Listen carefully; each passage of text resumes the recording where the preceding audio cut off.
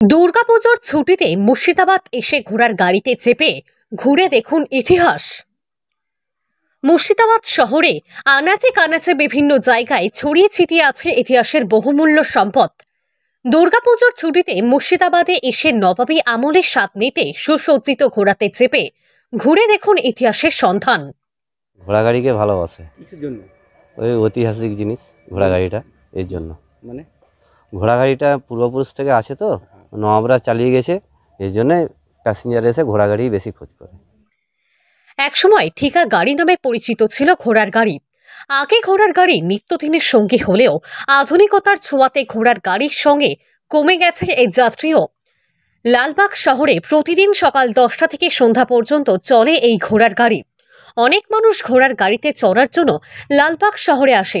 প্রাচীনকালে যখন যন্ত্রচালিত বাহন ছিল না, তখন মানুষ পশুচালিত গাড়িতে করে এক স্থান থেকে অন্য স্থানে যাতায়াত করত।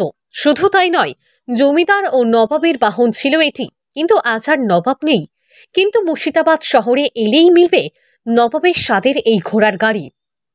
তখনকার ঘোড়া গাড়ি ছিল আর তো কোনো কিছু ছিল না। আচ্ছা, এবার এখন তারা উঠতে নামতে পারে না, তারা টোটোতে যায়। তাছাড়া ঘোড়া গাড়িতে বেশিরভাগ টুরিস্ট ঘুরে।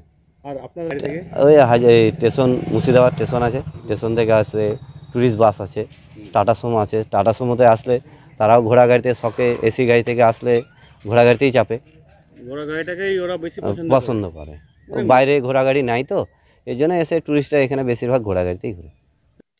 বর্তমান দিনে যেখানে মানুষ বাস, গাড়ি, টোটোতে করে যাতায়াত করছে, আর ঘোড়ার গাড়ি চড়ার অভিজ্ঞতা একটু ভিন্ন।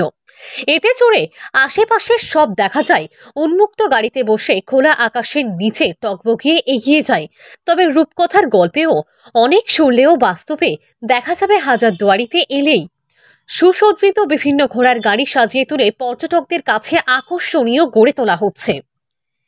ওই মতিঝিল আছে, কাঠগোলা, যারা আসে জল জাহাজে তারাও আপনার এই থেকে আমেরিকা থেকে আসে, কলকাতা থেকে আসে, বিহার থেকে আসে, সব এসে ঘোড়া গাড়ি, টোটো, ঘোড়া গাড়ি বেশিরভাগ খোঁজে। টোটোতে পরে যারা উঠতে নামতে না পারে তারা টোটোতে যায়। ইংরেজ আমলে তৎকালীন বাংলা, বিহার আর উড়িষ্যার রাজধানী মুর্শিদাবাদের নবাবরা তাদের যাতায়াতের প্রধান মাধ্যম হিসাবে চালু করেছিলেন এই টাঙা গাড়ি। কালক্রমে শুধু নবাবরাই নয়, সাধারণ মানুষদের পরিবহনের মাধ্যম হয়ে ওঠে এই টাঙা। কাজে লাগানো হতে থাকে মাল পরিবহনেও। নবাবী আমল ছেড়ে এ আমলেও এই কয়েক বছর আগে পর্যন্ত কুটুম বাড়ি কিংবা বিয়ে বাড়ি যেতেও ভর করা হতো এই টাঙাওয়ালাদের উপরেই। কম খরচে মাল পরিবহনের জন্য ব্যবসায়ীদের অন্যতম ভরসা ছিল এই টাঙাই। কয়েক বছর আগে পর্যন্ত লালবাগ তো বটেই, বাসুদেবপুর, ব্যাংডুবি, সাজুর মোড় এসব জায়গায় ঘোড়ার গাড়ি স্ট্যান্ড বহুল পরিচিত ছিল সকলের কাছে।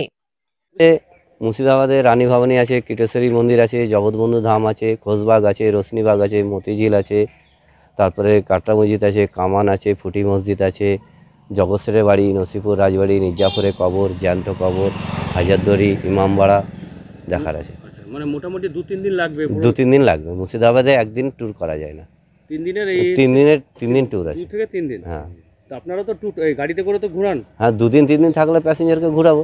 আপনারা তো হ্যাঁ, আগে আপনার ট্যুরিস্ট যদি থাকে তাহলে আমরা 2-3 দিন ট্যুর করি, আর যদি না থাকে না তারা তো সেরকমভাবেই দেখে যায়।